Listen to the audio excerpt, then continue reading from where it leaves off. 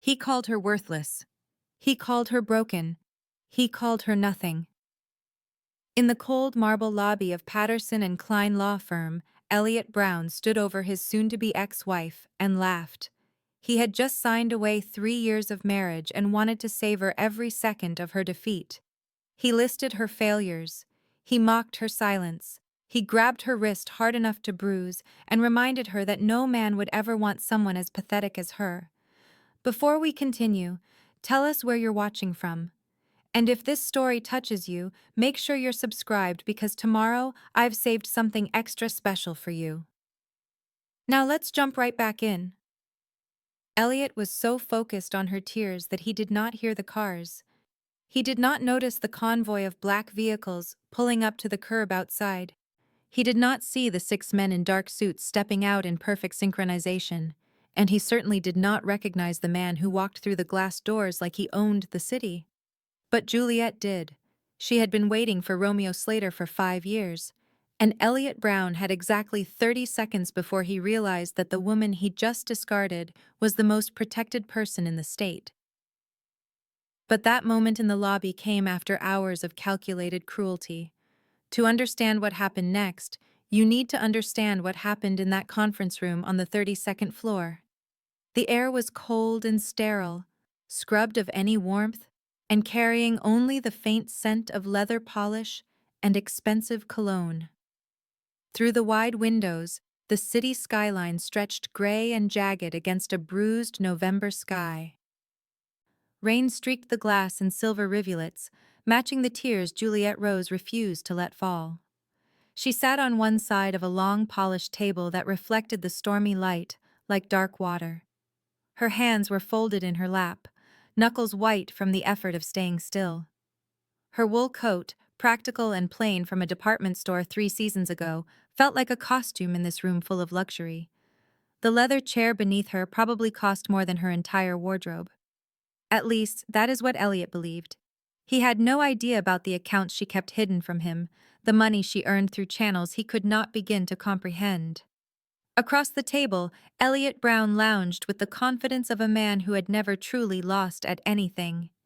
His suit was tailored and expensive.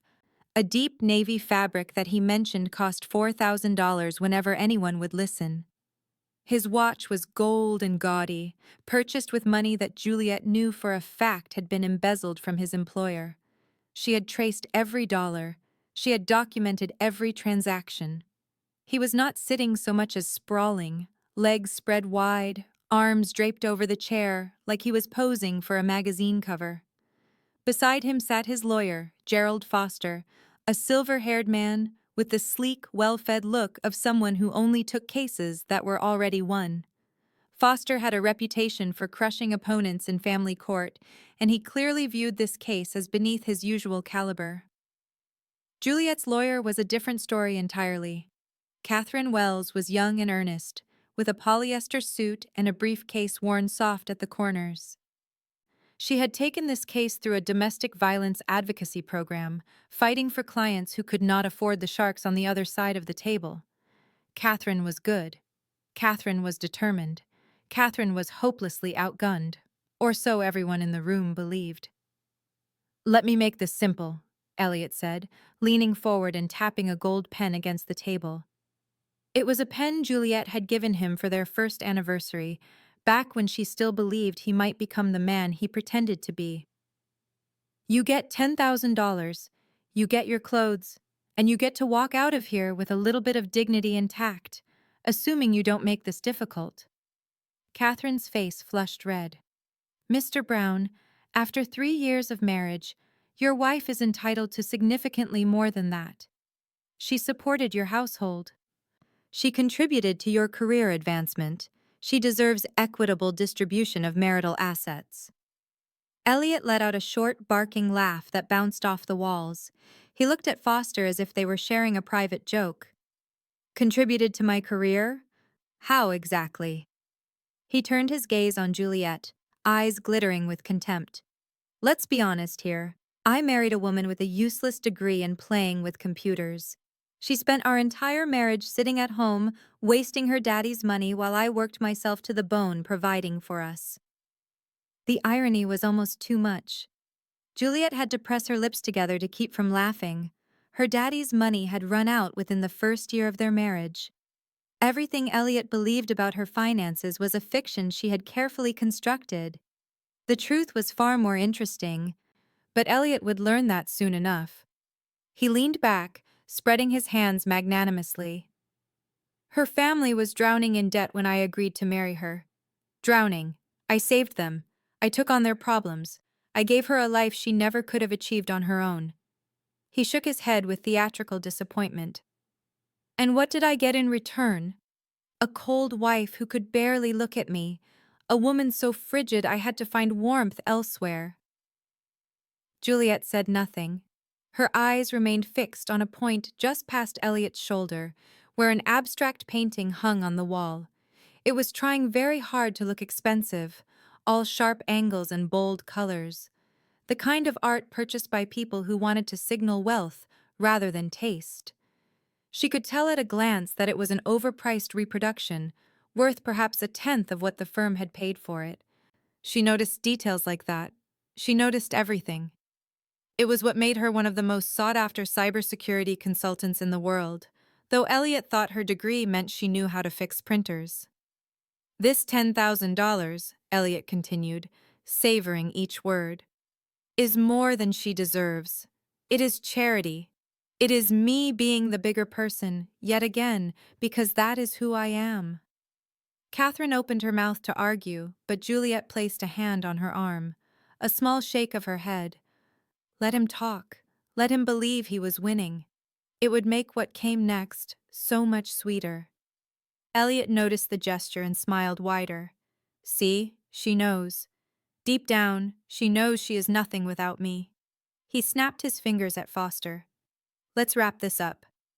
I have dinner reservations at 7 with someone who actually appreciates what I bring to the table.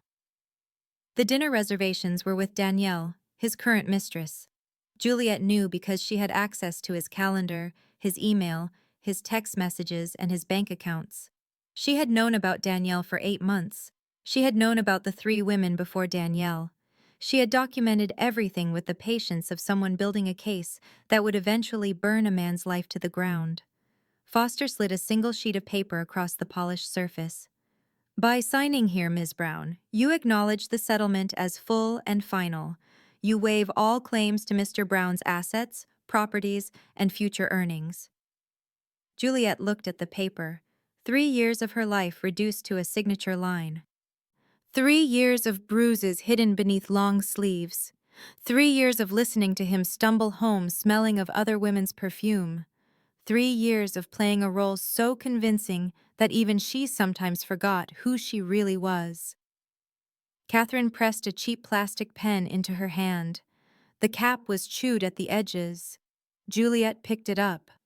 With slow, deliberate strokes, she crossed out the name printed on the signature line. She drew a single line through brown and wrote above it in clear, careful letters. Rose. Juliet Rose. The name she was born with. The name she had buried for 3 years. The name that appeared on classified government contracts and encrypted communications with the most powerful criminal organization in the state. Elliot clapped his hands together as she set the pen down.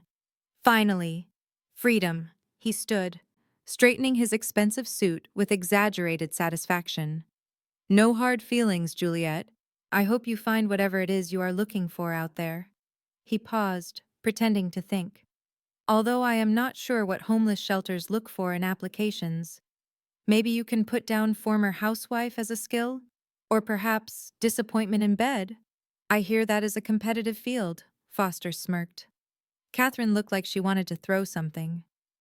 Juliet simply stood, gathered her worn purse, and walked toward the door. The purse was old and unremarkable. Inside it was a phone that could access banking networks in 15 countries and a flash drive containing enough evidence to put Elliot in prison for a decade. Wait! Elliot's voice followed her. How are you getting home? I canceled your access to the car service this morning. Thought you should know. He was already moving to follow her. He wanted to watch. He wanted to see her stand in the rain trying to hail a taxi. He wanted one more moment of victory before she disappeared from his life forever. Juliet paused at the door but did not turn around. "I have a ride coming," she said. Elliot laughed and gestured for Foster to stay behind. This was too good to miss. He followed his ex-wife to the elevator, already planning the story he would tell at dinner. The look on her face when she realized she had nothing. The tears she would finally cry when the reality of her situation sank in. The elevator descended through 32 floors of silence that Elliot filled with chatter about his dinner plans, his new girlfriend, his relief at being free of such an ungrateful wife. Juliet let his words wash over her like the rain against the windows. Her mind was somewhere else entirely. She was thinking about a bookstore 5 years ago, about sunlight through dusty windows and a stranger who could not look away, about a name that everyone laughed at but she had always secretly treasured. Romeo. The elevator chimed. The doors opened to the marble lobby, and Juliet Rose walked toward the ending she had been planning for 3 years. 5 years ago, on a Tuesday afternoon in October, Juliet Rose was invisible. She preferred it that way. The campus bookstore at Westfield University was 3 stories of old wood and older books, and she had claimed a corner on the second floor as her personal sanctuary. The chair was worn velvet, faded green, positioned next to a window that let in afternoon light. She came here between classes to work on assignments too complex for the noisy computer labs, her laptop balanced on her knees, and a stack of books on network penetration testing piled beside her cold coffee. She was 21 years old, 3 months from graduation, and completely unaware that her life was about to change. Romeo Slater saw her before she saw him. He had come to the bookstore for a finance textbook, something about derivatives and risk management that he needed for a class he was barely attending. His family's money meant he did not need to study, but appearances mattered in the circles he was preparing to enter. He took the stairs to the second floor, turned toward the business section, and stopped so suddenly that the student behind him nearly crashed into his back. There was a woman sitting in a patch of sunlight near the window, dark hair falling across her face, fingers moving rapidly across a keyboard. A book beside her with a title he could not read from this distance, something technical and dense. She was so absorbed in her work that she did not notice him staring. Romeo had dated his way through 3 years of college. Beautiful women, sophisticated women, women who knew exactly who his family was and what his future held. He had never felt anything beyond mild interest, the kind of attraction that burned bright for a week and faded before the month ended. This was different. He stood in that aisle for nearly a minute, the finance textbook forgotten, trying to understand why he could not look away. She was beautiful, yes, but the campus was full of beautiful women. There was something else. Something in the way she frowned at her screen, the way she absently tucked her hair behind her ear, the way she seemed to exist in a world entirely her own. He wanted to know what she was thinking. He wanted to know her name. He wanted to walk over and introduce himself. But for the first time in his adult life, Romeo Slater was afraid of rejection. He left the bookstore without the textbook. He thought about her for the rest of the day. The next morning, he found his friend Elijah Chen in the campus coffee shop and dropped into the seat across from him without invitation. "I need you to introduce me to someone," Romeo said. Elijah looked up from his laptop, eyebrows raised. He was a computer science major, quiet and observant, the kind of person who noticed things others missed. He and Romeo had been friends since freshman orientation, an unlikely pairing that somehow worked. "You need me to introduce you? To a woman?" Elijah's mouth curved into an amused smile. "Did hell freeze over while I was coding last night?"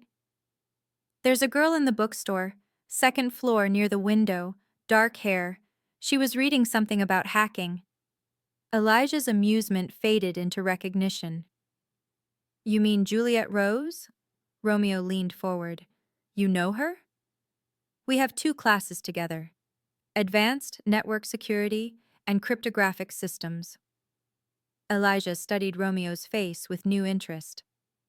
She's brilliant, top of the program, also extremely private. I've been in class with her for 2 years, and I don't think I've ever heard her talk about anything personal. Juliet, Romeo repeated. The name felt right in his mouth. Juliet Rose. Elijah started laughing. What? Nothing. It's just. Elijah shook his head, still grinning. Romeo and Juliet. You realize how that sounds, right? Like Shakespeare wrote your meet cute 400 years ago. Romeo had not considered that. Now that he did, he found he did not mind. Can you introduce us? Why can't you just walk up to her yourself?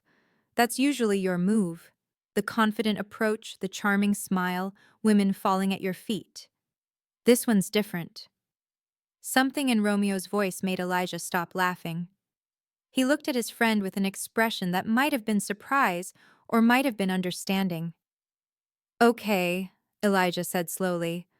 I'll set something up, but I'm warning you, she doesn't seem like the type to be impressed by money or charm. You might actually have to be genuine. I can be genuine. Can you? Have you ever tried? Romeo ignored the jab. Just introduce us. I'll handle the rest. It took Elijah 3 days to arrange what he called a study session at the campus coffee shop. He told Juliet he needed help understanding a concept from their cryptography class. He told Romeo to show up at 4 o'clock and act natural. He did not tell either of them about the other. Romeo arrived 10 minutes early and sat at a table where he could watch the door. His palms were sweating. He could not remember the last time his palms had sweated over anything. Juliet walked in at exactly 4, spotted Elijah, and crossed the room with a messenger bag slung over her shoulder. She was wearing jeans and a simple sweater, no makeup that Romeo could detect. And she moved with the distracted efficiency of someone whose mind was always working on 3 problems simultaneously. She slid into the chair across from Elijah, pulled out a notebook, and said, "Okay, which part of the Diffie-Hellman exchange is confusing you?" That was when she noticed Romeo. She looked at him. He looked at her. Elijah looked at both of them with barely concealed glee. Juliet rose. "This is Romeo Slater," Elijah said. "Romeo, Juliet." The coffee shop went quiet for approximately 3 seconds before someone at a nearby table started laughing. Then someone else quoted Shakespeare badly. Then a third person hummed a few bars of a song from some movie adaptation. Juliet's cheeks flushed pink. She glanced at Elijah with an expression that promised retribution, but Romeo just smiled and extended his hand. "I guess we were bound to meet eventually," he said. "The universe has a sense of humor." She looked at his hand, then at his face. Whatever she saw there made some of the tension leave her shoulders. "Romeo Slater," she repeated. "That's actually your name?" "My mother was a romantic. My father didn't have veto power." "And what's your excuse for being at Elijah's study session? Business majors don't usually need help with cryptographic key exchange." "I don't have an excuse. I asked Elijah to introduce us. He agreed under duress." Elijah choked on his coffee. "I did not agree under duress. I offered to pay for his textbooks next semester." "Okay, mild duress." Juliet looked between them, and Romeo watched a small smile tug at the corner of her mouth. It was the first time he had seen her smile, and it confirmed everything he had suspected in the bookstore. This woman was going to change his life. "So you bribed your way into meeting me," Juliet said. "Why?" "Because I saw you in the bookstore 3 days ago, and I couldn't stop thinking about you."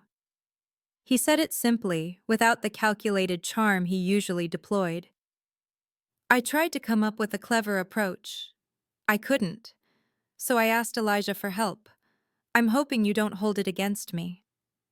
She studied him for a long moment. Romeo had the uncomfortable sensation of being evaluated, measured against some internal standard he could not see. "You were staring at me in the bookstore," she said finally. "I noticed." "You noticed?" "I notice most things. Occupational hazard." She pulled her notebook closer and uncapped a pen. Well, since you're here, you might as well learn something. Elijah, start from the beginning. Your friend can listen in. Romeo stayed for 2 hours.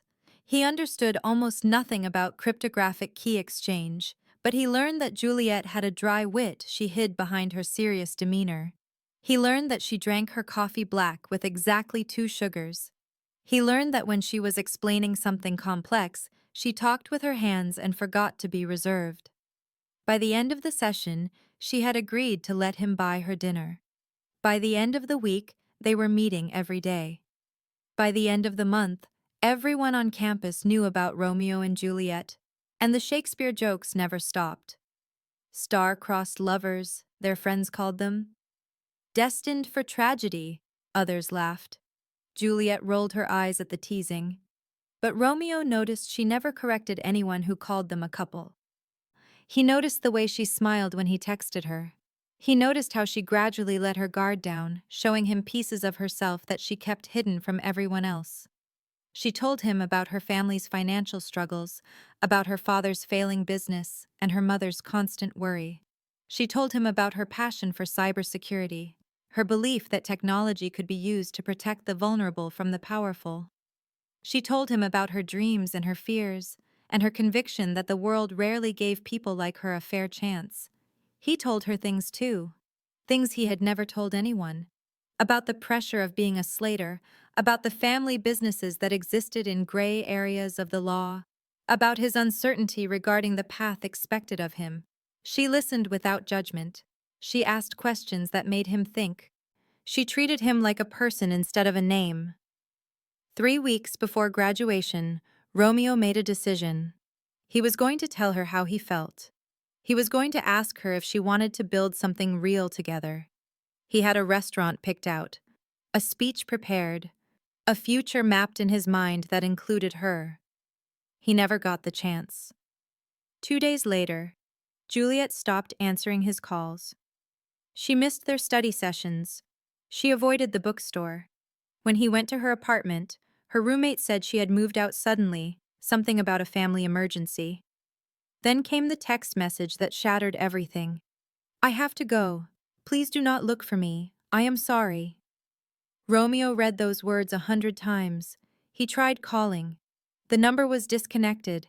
He considered using his family's resources to find her, but her message echoed in his head. Please do not look for me. If she wanted to be found, she would not have asked him to stop. 3 weeks after graduation, he saw the wedding announcement in a business newsletter. Juliet Rose had married Elliot Brown, a mid-level finance manager at a firm Romeo vaguely recognized. The photograph showed Juliet in a white dress with a thin, forced smile. Romeo knew that smile. It was the one she wore when she was uncomfortable, but trying to be polite. He stared at the announcement until the words blurred. Then he started building an empire, telling himself it was ambition, knowing in his heart it was grief. The day Romeo saw the wedding announcement, he got drunk for the first time in his life. Not tipsy, not buzzed, drunk in the way that erases coherent thought and leaves only raw feeling.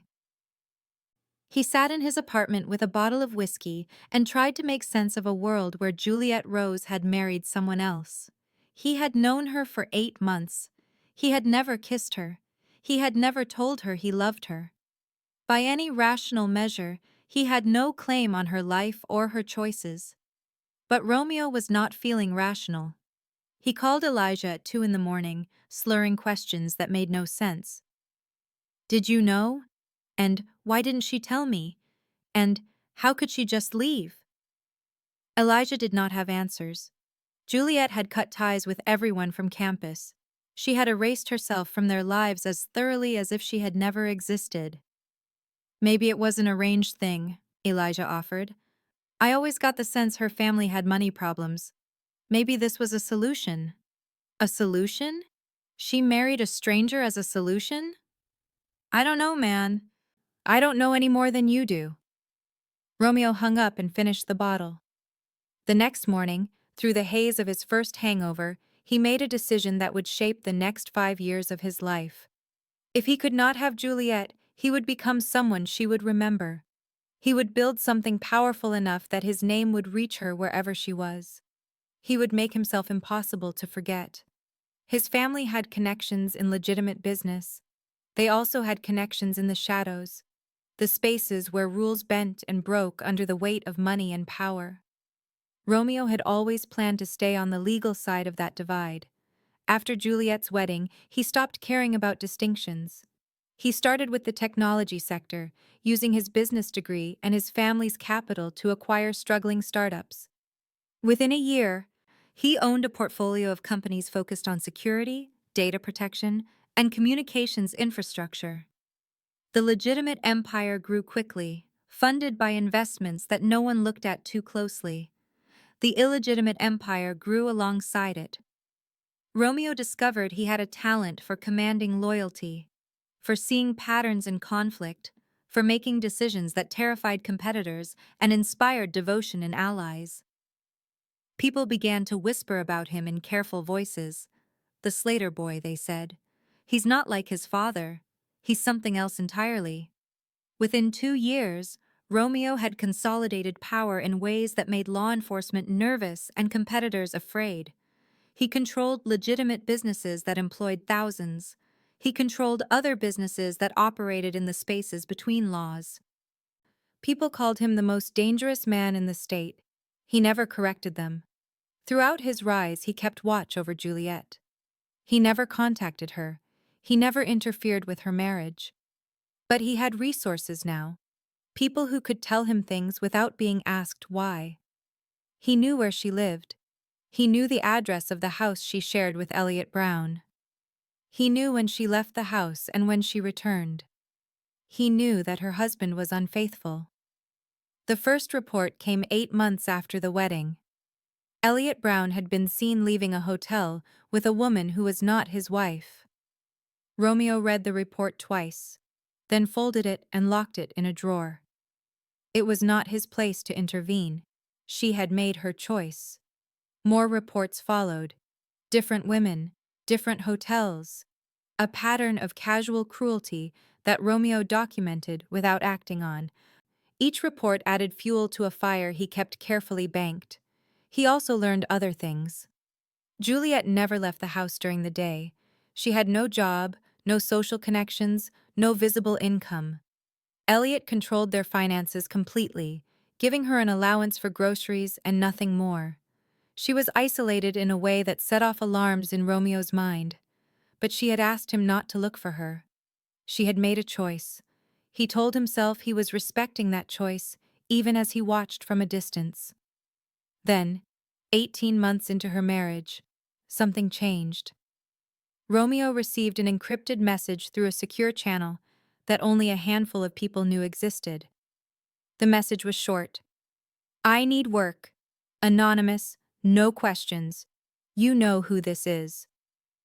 His heart stopped. He recognized the communication style immediately. The precision, the efficiency, the careful avoidance of anything that could identify the sender. But there was more than style. There was a digital signature embedded in the encryption itself, a calling card that only someone with advanced training would know to look for. He typed a response. What kind of work? Cybersecurity consulting. I can protect your networks from intrusion. I can identify vulnerabilities before your enemies exploit them. I need the money, and I need it untraceable. Romeo stared at the screen for a long time. She was reaching out to him. After 18 months of silence, she was reaching out. Not for help with her marriage, not to escape, just for work. Just to earn money her husband could not control. He could have said no. He could have used this as an opening to ask questions, to demand explanations, to force a conversation about what had happened and why. Instead, he simply typed, "You're hired." Over the next 18 months, Juliet became the anonymous foundation of his security infrastructure. She identified weaknesses in his corporate networks that his own team had missed. She protected his legitimate businesses from corporate espionage and his less legitimate operations from law enforcement surveillance. She was brilliant in ways that made his hired experts look like amateurs. They communicated only through encrypted channels. They never spoke of personal matters. She called herself Ghost in their exchanges, a code name that made Romeo smile despite everything. She had always known how to disappear. He paid her well. He deposited money into accounts that Elliot Brown would never find. He gave her financial independence without giving her unsolicited advice about her marriage. But he also prepared. He had resources now, lawyers who could appear on short notice, safe houses that could shelter someone in need, a network of people loyal enough to protect anyone he asked them to protect. If Juliet ever needed an exit, she would have one. 2 years and 4 months into her marriage, the message came. I am ready to leave. I need your help with the exit strategy. Romeo received the message at 2 in the morning. He had not slept well since she married Elliot. He read her words 3 times, letting them sink in, letting himself believe they were real. Then he started making calls. By morning, he had arranged everything: a lawyer from the Domestic Violence Advocacy Program, a secure apartment that Elliot would never connect to Romeo's holdings, a moving company that would extract her belongings while Elliot was at work, and something else, something that had been building for 2 years in the background. A folder of evidence documenting every crime Elliot Brown had committed during his marriage. Embezzlement, tax fraud, bribery. The kind of evidence that would destroy a man's career and send him to prison. Juliet had been gathering some of this evidence herself. Romeo had been gathering the rest. Together, they had built a case that Elliot's lawyers could not defend against. His response to Juliet was brief. I will be there when it is finished. He will never touch you again. He meant every word. The morning Juliet decided to file for divorce began like every other morning of her marriage. She woke at 5:30 to the sound of her internal alarm, trained over 3 years to activate before Elliot's mood could set the tone for the day. She moved through the dark bedroom with practiced silence, not wanting to disturb him, not wanting to start the day with his irritation. The kitchen was cold at this hour. She prepared his coffee exactly the way he demanded it. Black, 2 sugars, served in the blue ceramic mug that had belonged to his father. If she used a different mug, he would not hit her. Elliot never hit her where the marks would show. But he had other methods of punishment. Silence that lasted for days, cutting remarks delivered with surgical precision, hands that grabbed just hard enough to bruise beneath her sleeves. She poured the coffee and waited. Elliot came downstairs at 6:15, already dressed in the suit he would wear to the job he was slowly embezzling from. He took the mug without acknowledging her presence. He checked his phone. He scrolled through messages from women whose names Juliet could recite from memory because she had access to his accounts and he was too arrogant to realize it. I have a dinner meeting tonight, he said without looking up. Don't wait up. The dinner meeting was with Danielle, his current mistress. Juliet knew because she had read the texts arranging it. Passionate texts, crude texts, texts that made promises Elliot had never made to her. Your gray suit needs pressing, she said. I'll have it ready. He grunted acknowledgement and walked out. He did not say goodbye. He had not said goodbye in over a year. Juliet stood in the kitchen until she heard his car pull out of the driveway. Then she poured the remaining coffee down the drain and allowed herself to breathe. This was how she survived. Compartmentalization. The woman who endured Elliot's presence was a shell, a performance designed to avoid conflict. The real Juliet existed only in the hidden hours when he was gone. She walked to the bedroom closet and moved aside a stack of sweaters that Elliot never looked at. Behind them was a laptop that did not appear on any inventory of their household possessions. She carried it to the small guest room that Elliot had designated as storage space, locked the door, and opened the encrypted partition that contained her real life. Messages from Romeo's organization requesting security assessments for new acquisitions. Messages from 2 other clients. One a European banking consortium and one a government agency whose name she was not supposed to know. payment confirmations from accounts Elliot could not access. A document she updated every few days, now spanning hundreds of pages, cataloging every illegal transaction her husband had made since their wedding. She had been building this case for 2.5 years.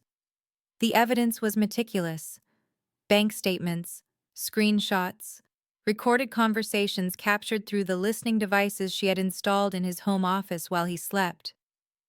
Every affair, every bribe, every dollar funneled through shell companies to fund his gambling addiction and his mistress's lifestyles. Elliot Brown thought he was married to a housewife with daddy's money. He had no idea that his wife was one of the most sought-after cybersecurity consultants in the world, operating under a code name that appeared in classified briefings across 3 continents. He had no idea that she hated him. Juliet had never hated anyone before Elliot. She had been raised to find solutions, to work around obstacles, to endure unpleasant circumstances with grace. But 3 years of marriage to a man who criticized her appearance, mocked her intelligence, paraded his infidelities like trophies, and grabbed her arms hard enough to leave finger-shaped bruises had taught her what hatred felt like. It was cold. It was patient. It was the engine that powered her through each humiliating day, reminding her that this was temporary, that she was building something that would burn his life to the ground. The incident that finally triggered her decision happened on a Tuesday night. Elliot came home drunk, not unusual. He had been with Danielle, based on the perfume clinging to his collar and the lipstick smudge he had not bothered to wipe away. He found Juliet in the kitchen, loading the dishwasher, and something about her calm demeanor enraged him. "Look at me when I'm talking to you," he said, though he had not been talking. She turned to face him. "What's wrong with you?" He stepped closer, alcohol making his movements loose and unpredictable. Other wives greet their husbands at the door. Other wives show affection. Other wives don't stand there like a corpse waiting to be buried. "I'm sorry," she said. It was the response that usually diffused him. Not tonight. He grabbed her wrist and twisted. Not enough to break anything, just enough to hurt. "Sorry? You're always sorry. You're sorry you can't give me children. You're sorry you're frigid. You're sorry you're not half the woman Danielle is." He laughed, a cruel sound that smelled like whiskey. "You know she actually wants me? She looks at me like I'm something special. You look at me like I'm a chore you have to complete." Juliet did not struggle. She had learned that struggling made it worse. She simply waited, keeping her breathing even, keeping her expression neutral. "Say something," he demanded. "For once in your pathetic life, say something." She looked at him. At the man she had married to save her family. At the man who had spent 3 years making her feel worthless. At the man who had no idea what she was capable of. "Let go of my wrist," she said quietly. For a moment, something uncertain crossed his face. Then he released her and stepped back, snorting dismissal. "Pathetic," he muttered as he stumbled toward the stairs. "Absolutely pathetic." Juliet stood in the kitchen until she heard the bedroom door slam. Then she went to the guest room, opened her encrypted laptop, and composed the message she had been waiting 3 years to send. "I am ready to leave. I need your help with the exit strategy." She sent it to Romeo Slater, the man she should have married, the man she had loved since a sunlit afternoon in a campus bookstore. His response came within hours. "I will be there when it is finished. He will never touch you again." She read those words 3 times. Then she started to plan, Catherine Wells had been practicing family law for 4 years when she received the strangest phone call of her career.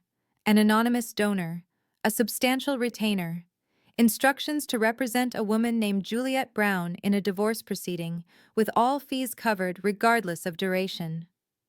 Catherine worked through a domestic violence advocacy program because she believed in protecting vulnerable women from abusive systems. She had handled dozens of cases where the husband controlled the money and the wife had no resources to fight back. This was different. This donor, whoever they were, was offering enough money to carry the case through years of litigation if necessary. No conditions, the voice on the phone said. Just make sure she gets out safely. Catherine agreed to meet the client. They met at a coffee shop downtown, a place with multiple exits and limited sightlines. Catherine noticed those details only because her client seemed to have chosen the location with those factors in mind. Juliet Brown arrived in a rental car, paid cash for her coffee, and selected a seat with her back to the wall. She was composed in a way that Catherine found unusual for domestic abuse survivors. Not detached, exactly. More like someone who had processed their trauma and emerged with absolute clarity about what needed to happen next. I need a divorce, Juliet said. I want nothing from him except my freedom. Catherine nodded. What can you tell me about the marriage? Any abuse I should document? Nothing that leaves visible marks. He's careful about that. Emotional and financial abuse primarily. Infidelity, control. Juliet slid a flash drive across the table. I've documented everything. Catherine took the drive with raised eyebrows. Documented how? I have a background in information security. I know how to gather evidence without leaving traces. Everything on that drive is legally obtained through devices I owned and networks I had legitimate access to. Catherine plugged the drive into her laptop and spent the next 20 minutes scrolling through files in stunned silence. Bank statements showing embezzlement. Screenshots of text conversations with multiple mistresses. Recorded conversations where Elliot discussed moving money through shell corporations. Tax documents that had clearly been falsified. This is, Catherine searched for the right word, comprehensive. 3 years of documentation. I wanted to make sure there would be no dispute about his character. This is enough to put him in prison. Juliet nodded. That's being handled separately. For the divorce proceedings, I just want it simple. I sign away any claims to his assets. He signs away any claims to me. We go our separate ways. Catherine frowned. You could get significant settlements with this evidence. Alimony, division of property. He's clearly hiding assets. I don't want his money. I have my own resources. Juliet met Catherine's eyes steadily. What I need is speed. I need to be legally divorced from him as quickly as possible, with the minimum opportunity for him to complicate things. Why the rush? Juliet considered the question for a moment. Because every day I'm married to him is a day I'm not living the life I was supposed to have, and I've already lost 3 years. They spent the next 2 hours planning. Catherine would file the divorce papers. Elliot would be served at his office, a deliberate choice designed to humiliate him in front of colleagues. While he was processing the shock, a moving company would remove Juliet's personal belongings from the house. By the time he came home, she would be gone. Where will you stay? Catherine asked. Somewhere safe. I have arrangements. The arrangements had been made by Romeo Slater, though Juliet did not volunteer that information.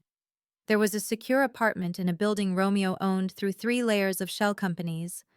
Elliot could hire every private investigator in the state and never trace her location. One more thing, Juliet said as they prepared to leave. My husband has a lawyer. Gerald Foster. Catherine winced. She knew the name. He's a shark. He's also arrogant. He'll assume we're outgunned. Let him. The less he prepares, the more satisfying his failure will be. Catherine studied her client with new respect. This was not a frightened woman fleeing an abusive marriage. This was someone executing a plan with military precision. You've been preparing for this for a long time, Catherine observed. Since the day I married him. I just needed to be patient. The day of the filing arrived on a cold morning in November. Juliet woke at 5:30, made Elliot's coffee in the blue mug, watched him leave for work without a word. Then she walked through the house one final time.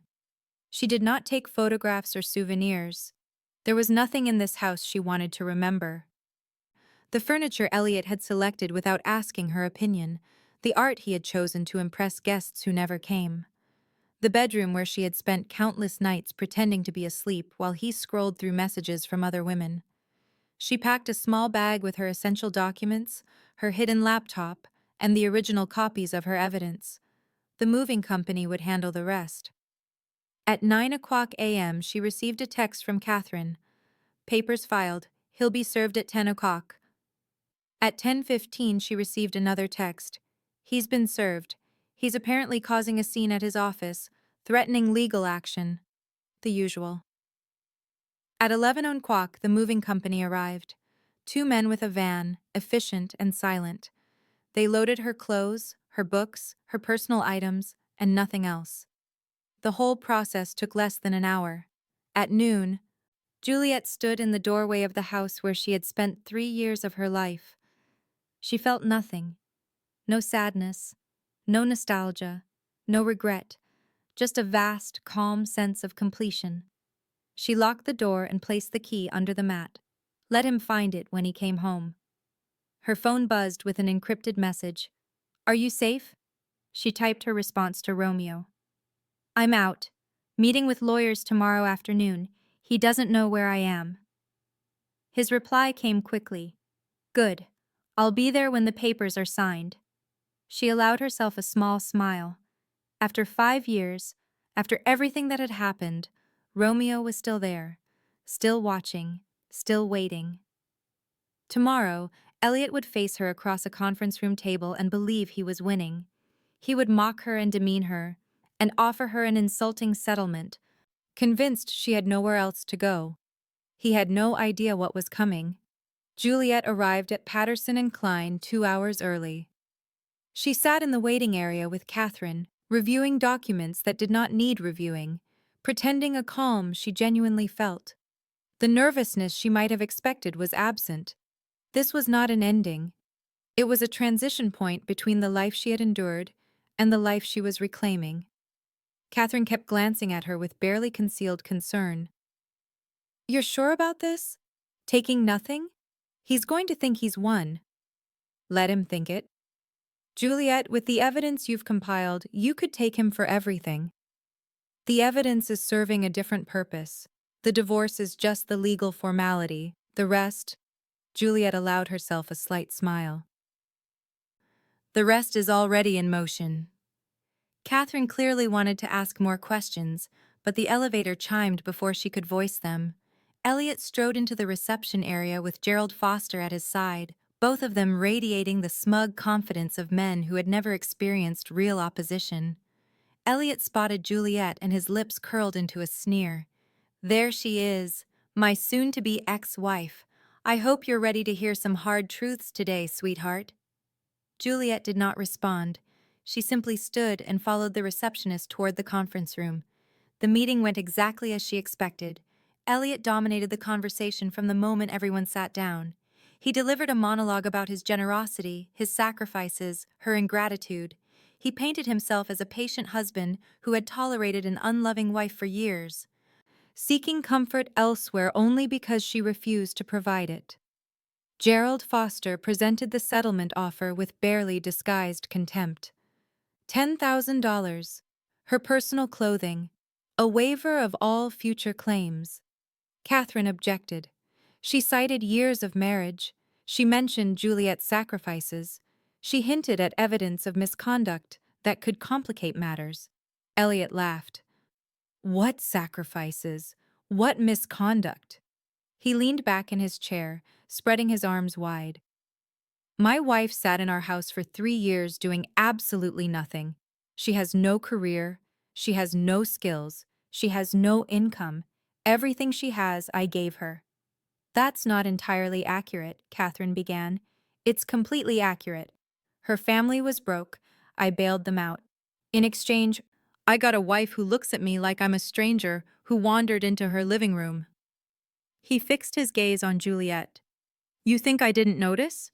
You think I didn't feel you pulling away every time I touched you?" Juliet met his eyes. She did not flinch or look away. "I'm not here to argue about the marriage," she said.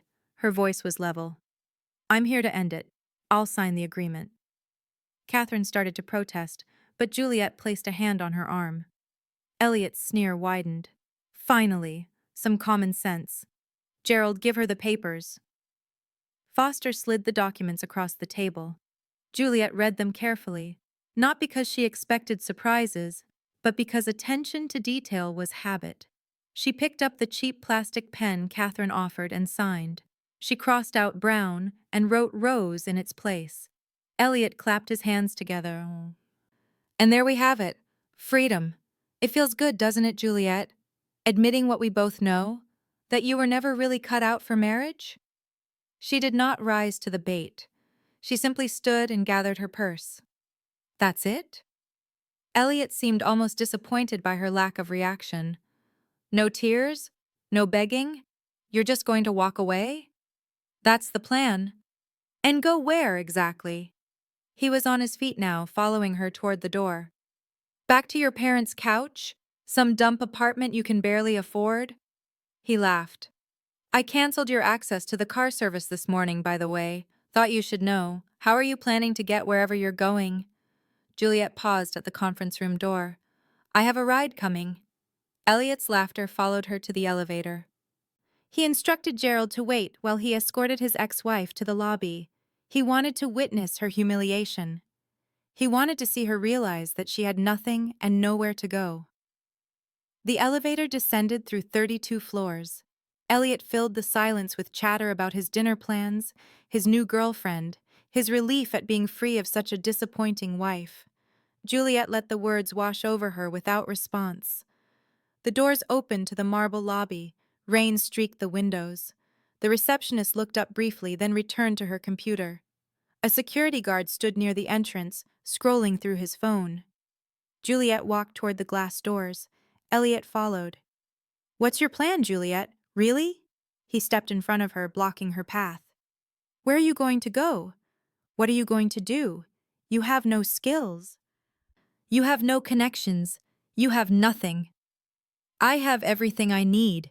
He grabbed her wrist, the same grip he had used 100 times before, hard enough to bruise, hard enough to remind her of her place. Look at me when I'm talking to you, he hissed.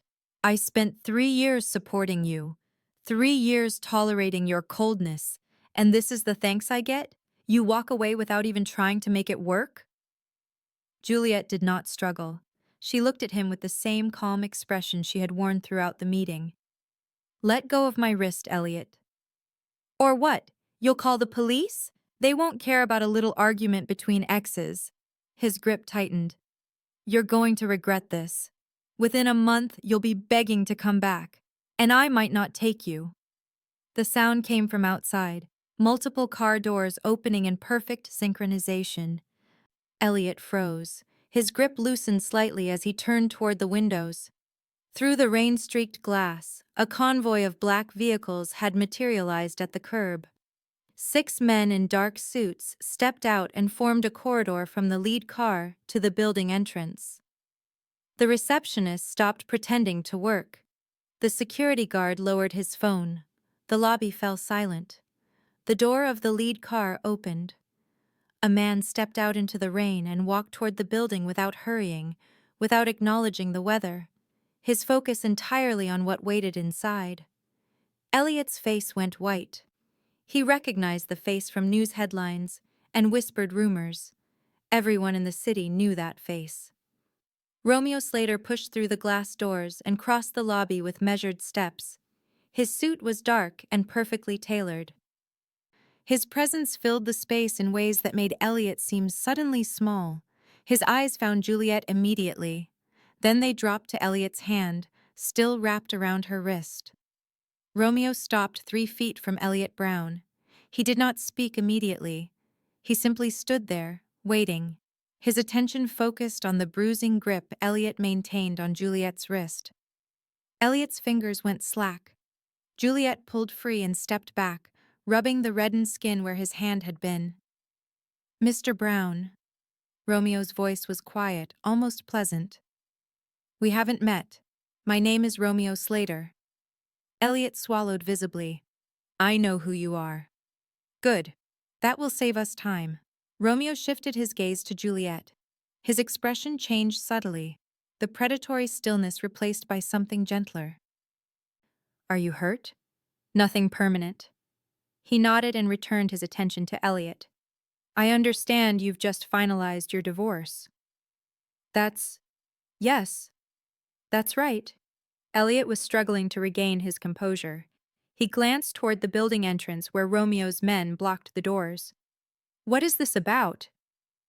This is about the woman you just dismissed as worthless. Romeo reached into his suit jacket and withdrew a thick manila folder. He set it on the reception desk with a soft thud. I thought you might want to understand exactly how wrong you were. Wrong about what? About everything. Romeo opened the folder and began laying documents across the polished surface. About your wife's education, about her career, about her value. Elliot's confusion was giving way to fear. What are you talking about? She doesn't have a career. She's just a housewife. Is that what she told you? Romeo's smile did not reach his eyes. Juliet Rose holds a master's degree in cybersecurity from Westfield University. She graduated at the top of her class. She has spent the last 3 years working as an anonymous consultant for my organization and several others, protecting sensitive systems from exactly the kind of criminal you've spent your marriage becoming. The color drained from Elliot's face. That's impossible. Is it? Romeo continued laying out documents. These are records of her work. Classified assessments for banking institutions, security audits for government agencies, contracts with technology firms you've probably read about in business magazines. He paused. Your wife has earned more money in the last 2 years than you've embezzled in 5. Elliot opened his mouth, but no sound came out. Speaking of embezzlement, Romeo pulled a thicker stack of papers from the folder. Let's discuss your extracurricular activities. Bank statements appeared on the desk. Transaction records, screenshots of coded emails discussing the movement of funds through shell companies. Evidence of bribes paid to auditors who had looked the other way. This is a summary of your financial crimes since 2019, Romeo said conversationally. Embezzlement totaling approximately $2 million. Tax fraud on a scale that will interest federal prosecutors. Bribery, wire fraud, money laundering. Elliot's mouth worked soundlessly. Your wife documented all of it. Romeo let that sink in. Every dollar you stole. Every lie you told. Every time you thought you were clever enough to hide your tracks. She was watching. She was recording. She was waiting. She couldn't. Elliot finally found his voice. She doesn't have the skills. She barely knows how to use a computer. She let you believe that, just like she let you believe she was spending her father's money while she earned 6 figures consulting for organizations whose names you're not cleared to know. Romeo gathered the documents back into the folder. You never knew her, Mr. Brown. You saw what you wanted to see. A scared woman from a broke family. A quiet wife with no power of her own. He extended the folder toward Elliot. Copies of this material have already been sent to your employer's internal audit department. They'll find it on their desks tomorrow morning. Additional copies have gone to the IRS. Others have been delivered to the husbands of 3 women whose names I'm sure you recognize. Danielle's husband is apparently quite upset. Elliot took the folder with shaking hands. He rifled through the pages, his face cycling through disbelief, denial, and finally, naked terror. You can't do this, he whispered. This will destroy me.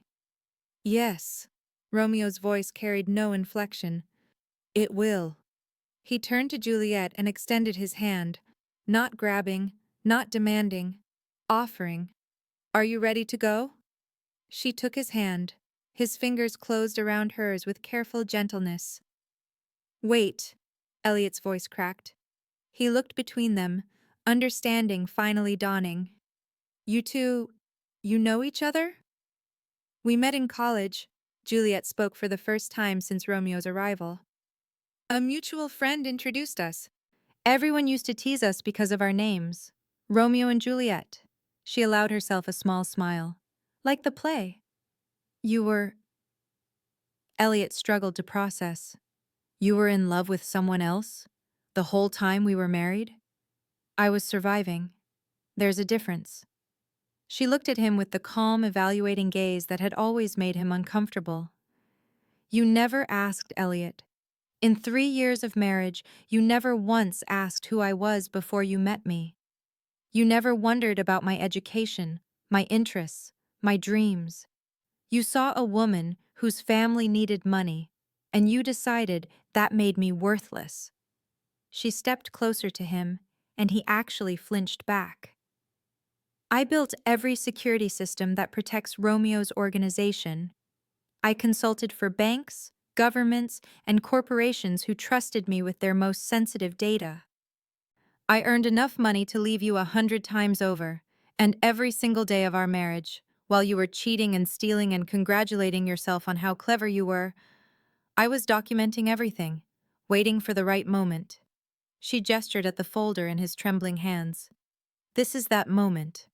Romeo placed a hand on her shoulder. We should go. Juliet nodded. She turned away from Elliot and walked toward the exit, Romeo beside her, his men parting to let them through. At the door, Romeo paused and looked back. You know the story of Romeo and Juliet, he said. The one everyone jokes about. Two lovers. A tragedy caused by the cruelty of others. Elliot said nothing. His face was ash gray. The difference is, Romeo continued, in Shakespeare's version, the tragedy falls on the lovers. In this version, it falls on everyone who tried to keep them apart.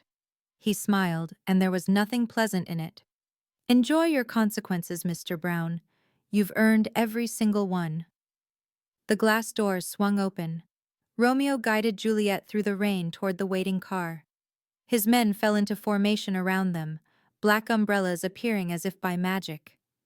The door of the lead vehicle opened. Romeo helped Juliet inside, then climbed in after her.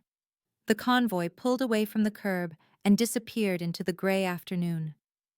Behind the glass doors of Patterson and Klein, Elliot Brown stood motionless, surrounded by the wreckage of everything he thought he knew. The interior of the car was warm and quiet, insulated from the rain and the chaos they had left behind. Juliet sat with her hands folded in her lap, watching the city slide past through tinted windows. Romeo sat beside her, close enough that their shoulders almost touched, giving her space to process what had just happened. For several blocks, neither of them spoke. Then Juliet laughed. It started small, almost a hiccup of sound. Then it grew, filling the confined space with something that sounded like relief and exhaustion and disbelief all tangled together. His face, she managed. When he realized. Which part? When he found out you were working for me? Or when he understood you'd been documenting his crimes? All of it. 3 years of him telling me I was worthless. 3 years of believing he was so much smarter than me. She pressed her palm against her eyes. God, I needed that. I needed him to know. Romeo let her laugh. He did not try to comfort her or redirect her emotions. He simply waited until she was ready to talk. When her breathing steadied, she lowered her hand and looked at him directly for the first time since they had entered the car. Thank you, she said. For everything. The lawyer, the safe house, the dramatic entrance. A smile tugged at her lips. Very theatrical, by the way. I've been planning that entrance for 3 years. I wasn't going to underplay it. 3 years? Since the day I found out who you'd married. His jaw tightened slightly. I wanted to come sooner. Every report I got about how he treated you, every confirmation that he was cheating, every sign that you were isolated and unhappy. I wanted to walk into that house and take you out of there. Why didn't you? You asked me not to look for you. When you left, when you sent that message, you asked me to stay away. He turned to face her fully. I didn't understand why. I was angry about it for a long time, but I respected it. Even when it felt like cutting off my own arm, I respected your choice. Juliet was quiet for a moment. I didn't have a choice. Not really. Your family's debt. She nodded. My father's business was failing. He owed money to people who didn't negotiate payment plans. Elliot's family offered an investment, enough to keep everything afloat, enough to keep my parents from losing their home. She looked down at her hands. The investment came with conditions. I was the primary condition. An arranged marriage. In this century. It happens more than people think.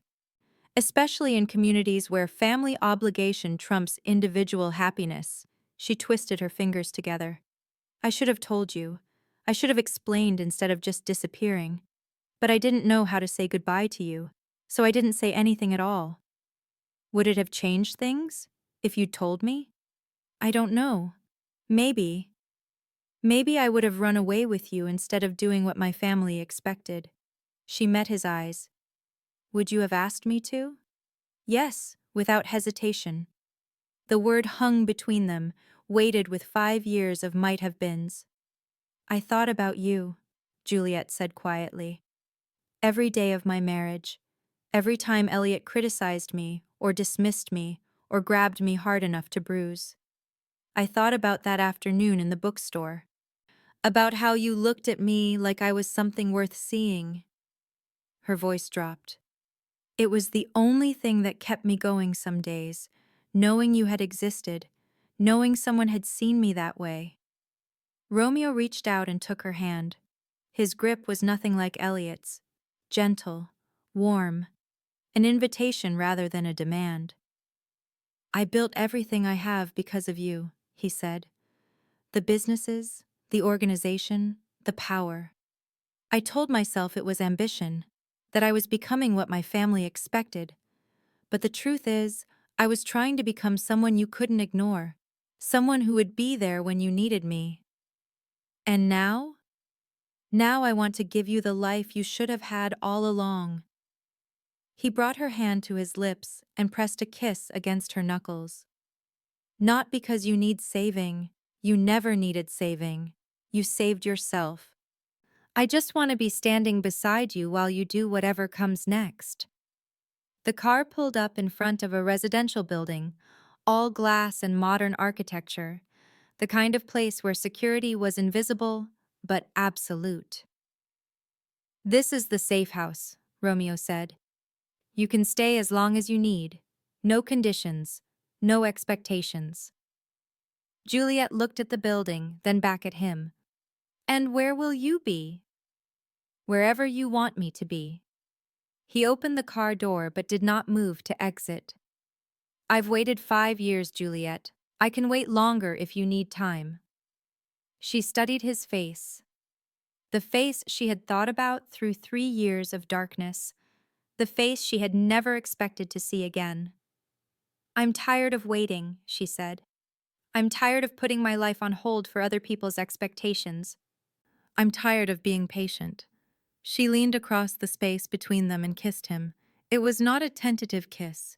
It was not a question. It was 5 years of wanting pressed into a single moment. When she pulled back, Romeo was looking at her with an expression she had never seen before. Surprise? Hunger. Something that looked almost like wonder. Okay, he said, his voice slightly unsteady. Not waiting then. Not waiting. He kissed her again, and this time, neither of them pulled back. 6 months after leaving Elliot Brown, Juliet stood in the penthouse apartment that Romeo had offered her and felt like she was living someone else's life. The space was nothing like the sterile house she had shared with Elliot. The furniture was comfortable and lived in, chosen for practicality rather than status.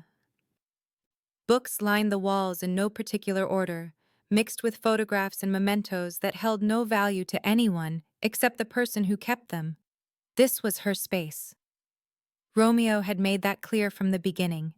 He maintained his own residence across the city, but he did not stay at the penthouse unless invited. He did not presume. He did not take for granted. They had fallen into something during those first weeks after her escape. Not a relationship exactly, though it had eventually become one, more like two people who had been separated for 5 years, finally remembering how to exist together. They had spent time relearning each other, not the idealized versions they had carried in their minds during the separation, but the actual people they had become. Romeo was harder than she remembered, more ruthless. The business he ran existed in gray areas where laws bent and broke under pressure. Juliet had known this intellectually when she worked as Ghost, his anonymous consultant. Experiencing it directly was different. He made decisions that affected hundreds of lives. He commanded loyalty through a combination of generosity and the understanding that betrayal would have severe consequences. But there was also a gentleness to him that Juliet had not expected. He listened when she talked. He asked about her day, her thoughts, her feelings. He remembered small details she had mentioned in passing and brought them up weeks later. He treated her like a person whose opinions mattered. 3 months after she moved into the penthouse, they had become lovers in more than name. It happened on a rain-soaked evening. Romeo had come to the apartment with reports that needed her security review. They had worked through the documents together, sitting side by side on the floor with papers spread around them like a nest of secrets. When they finished, he had pulled her close and kissed her, asking without words if this was something she wanted. She had answered by kissing him back. They had moved to the bedroom slowly, carefully, but with raw urgency and desperation. Romeo was really good, too good that Juliet was questioned if he was a gigolo in his past life. This level of skill demanded questioning. The way he worked, Juliet was really glad she hits the gym, or she would have passed out by now. Afterward, as Romeo slept, Juliet had lain awake and realized that she was happy. Actually, genuinely happy. The happiness was not the frenzied, unsustainable kind. It was deeper than that. It was the quiet satisfaction of being exactly where she was meant to be, with the person she was meant to be with. The weeks that followed established a rhythm between them. Romeo would come to the penthouse 3 or 4 times a week. They would cook dinner together, something neither of them had done before. They would sit on the balcony and talk until late into the night. They would make love with increasing familiarity and go at it till dawn. Juliet started taking on legitimate security consulting work again, something she had not done since marrying Elliot. She established a small consulting firm under her own name, working with technology companies to identify vulnerabilities in their systems. The work was fulfilling in ways she had not experienced before.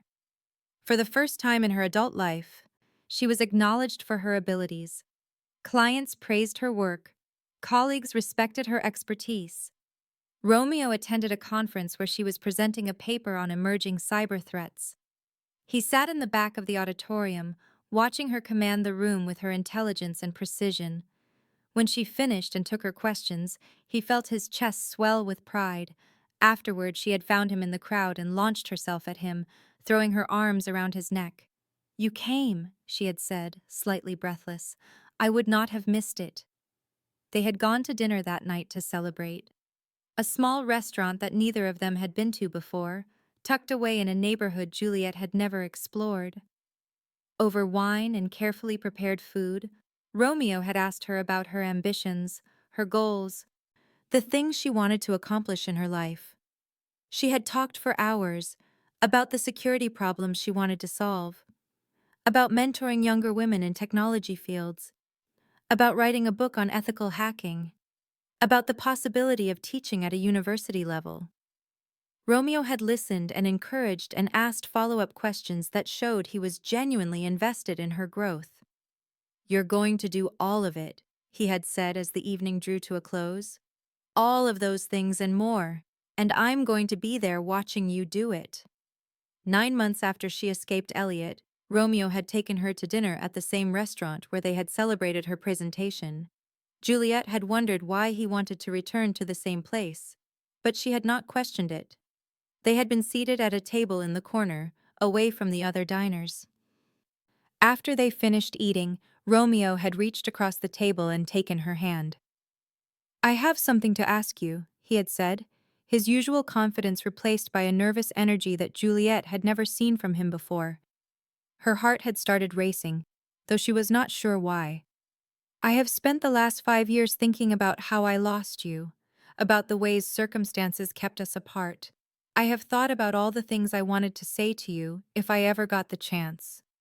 He had paused, taking a breath. I got the chance. I got you back.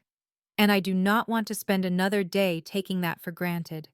He had pulled out a small box from his jacket pocket.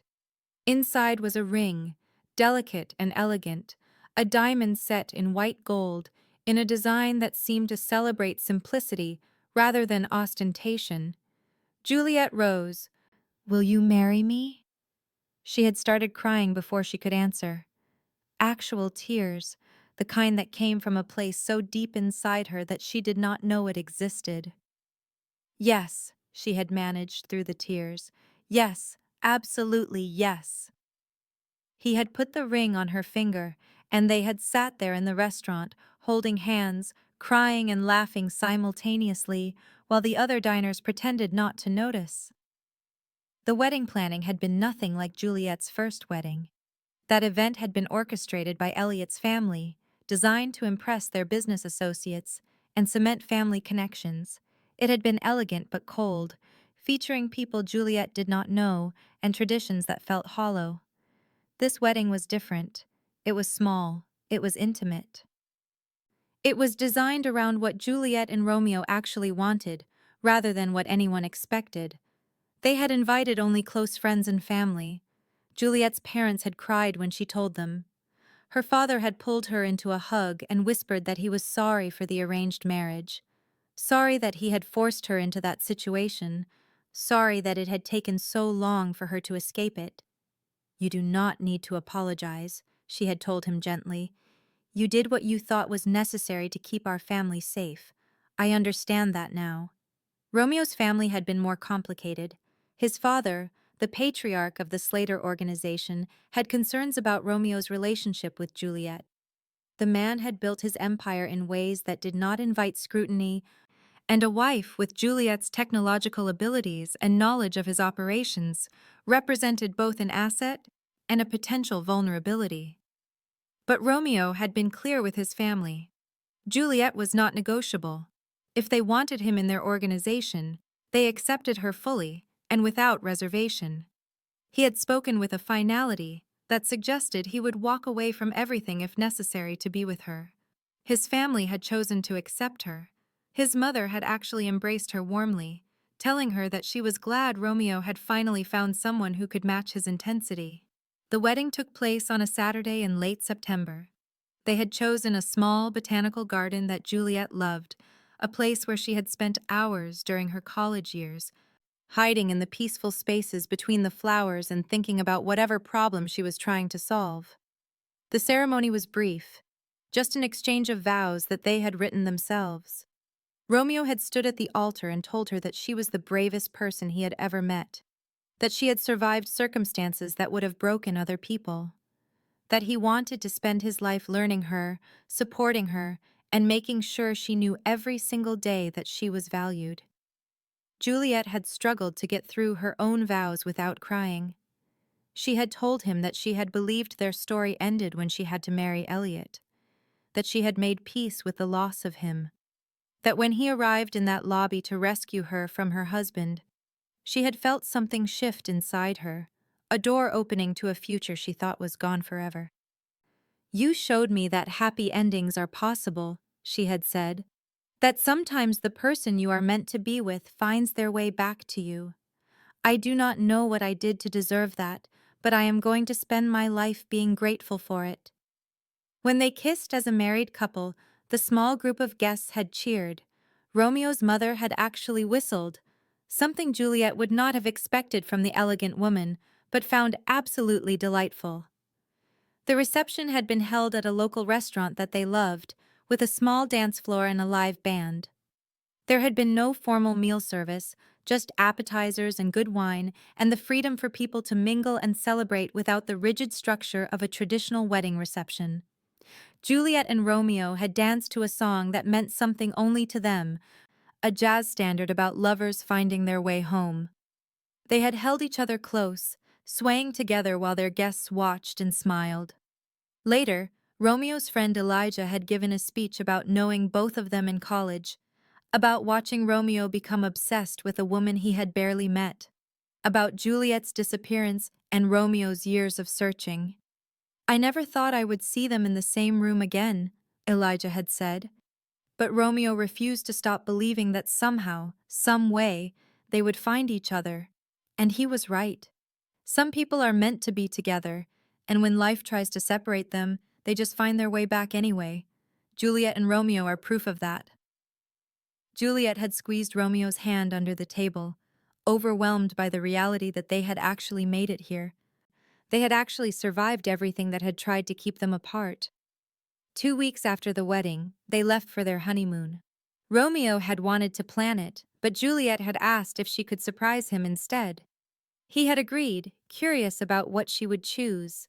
She had chosen Greece. They had flown to Athens and then to a small island in the Aegean Sea, a place that was quiet and beautiful and completely removed from the demands of Romeo's business. The villa they stayed in was modest compared to the properties Romeo owned, a simple structure with whitewashed walls and a terrace that overlooked the ocean. They had spent their days swimming in water so clear they could see fish moving beneath the surface. They had eaten fresh seafood in small restaurants where the owners knew nobody and cared less about who they were. They had walked through villages that seemed frozen in time, where elderly people sat in doorways watching the world pass, and children played in streets too narrow for cars. In the evenings, they had sat on their terrace with glasses of wine and watched the sun sink into the ocean, painting the sky in shades of pink and orange and purple that seemed almost unreal. "Why here?" Romeo had asked one evening. "Because it is beautiful and far away, and I wanted a place where we could just be ourselves without anything else complicating things," Juliet had said. "I wanted to be completely alone with you and remember why I fell in love with you in the first place." "Do you remember?" She had turned to face him. "It was the way you looked at me in the bookstore, like I was something worth seeing. Like I was interesting even when I was not trying to be. You made me feel like I mattered. I had never felt that before." "You have always mattered," Romeo had said. "Long before I saw you in that bookstore, you mattered. I just had the good fortune of recognizing it." One night, unable to sleep, they had walked down to the beach that was adjacent to their villa. The moon was nearly full, casting silver light across the water. They had walked along the shore, holding hands, not talking, just existing in the quiet peace of the moment. "I keep waiting for something to go wrong," Juliet had said eventually. "I keep thinking that this is too perfect and something terrible is going to happen to ruin it." "Nothing is going to ruin it. You know why? Because we have already survived the worst parts. We have already been separated by circumstances beyond our control. We have already lost years we could have had together. Everything else is just additional time with the person we chose." "What if something happens to you? What if something happens to me?" "Then we will survive that too, or if we cannot, at least we will have had this time together first." Romeo had stopped walking and pulled her close. "Juliet, I spent 5 years waiting for you. I will spend the rest of my life grateful for every single day I get with you. I do not take any of it for granted, not 1 second." She had believed him. She had allowed herself to accept that maybe, just maybe, she had earned her happy ending. They had stayed on the island for 3 weeks. When they finally returned to the city, it was with a sense of peace that had been missing from Juliet's life for longer than she could remember. 6 months after the wedding, Juliet discovered she was pregnant. The test had come back positive on a random Tuesday morning. She had been feeling slightly nauseous for a few days and had bought the test almost as an afterthought, not really expecting anything. When the 2 pink lines appeared, she had stared at them in shock. She had not told Romeo immediately. She had sat with the information for an entire day, processing what it meant. A child. Their child. Another life that would come from the connection they had forged through circumstance and survival and genuine love. She had told him that evening as they were preparing dinner together. She had simply set the positive pregnancy test on the counter and waited for his reaction. Romeo had picked it up and stared at it for several seconds. Then he had looked at her, and his eyes had filled with tears. "We are having a baby?" he had asked, his voice slightly unsteady. "We are." He had pulled her into his arms and held her close, pressing his forehead against hers. "I love you," he had whispered. "I love you so much." "I love you too," she had replied. "I love you, and I love this child we made together, and I love the life we are building." As the pregnancy progressed, Juliet marveled at how different this experience was from what she had endured with Elliot. Romeo supported her without trying to control her. He did not question her decisions about her medical care. He did not make her feel like her changing body was an inconvenience. Instead, he was present for every appointment. He read about pregnancy and childbirth with genuine interest. He talked to her belly and told their unborn child about the world they would soon be born into. And when Eve Slater was born on a humid June morning, Romeo had cried as their daughter was placed in Juliet's arms. "She is perfect," he had whispered. "You are both perfect." Juliet looked down at their newborn daughter and felt something shift inside her. This child was proof that her life had become something she had thought was impossible. She had survived an abusive marriage, she had escaped, she had rebuilt her life, she had found her way back to the person she loved, and now she was bringing a new life into the world with that person. Romeo reached over and gently touched their daughter's tiny hand. Eve's fingers wrapped around his pinky with surprising strength. "Welcome, Eve," he said softly. "Welcome to our family." As Juliet watched her partner welcome their daughter to the world, she understood that this was the true ending to her story. Not the dramatic rescue in the lobby, not the beautiful wedding or the honeymoon in Greece. This moment, this quiet, ordinary miracle, this family that she had built with Romeo through love and persistence, and the absolute refusal to accept that her story had to end the way it had begun. She had survived. She had thrived. She had created new life. And most importantly, she had learned that she was worthy of all of it. Thank you for staying with me until the very end of this incredible journey. If this story touched your heart, wait until you see what's coming next. It's even more powerful and inspiring than you can imagine. So don't go anywhere. Click on that video showing on your screen right now to dive into another amazing story that will absolutely blow your mind. Trust me, you won't regret it.